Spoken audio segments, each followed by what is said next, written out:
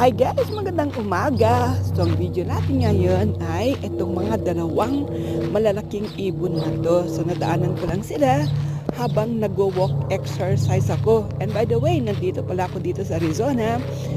Nung nakita ko sila, sabi ko parang mga manok ba to? Kasi ang lalaki talaga nila. And then it turned out mga ibon na sobrang lalaki talaga nila.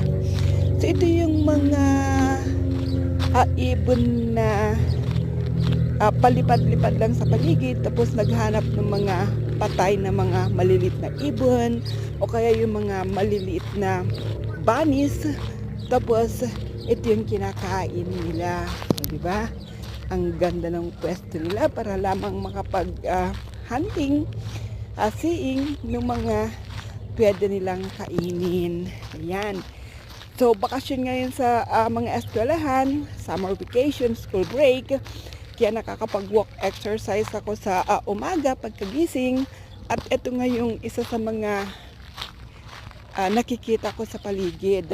Bukod sa yung mga maliliit na ibon din sa paligid ay, ayan, marami din. Pero kakaiba talaga itong dalawang to dahil napakalaki nila.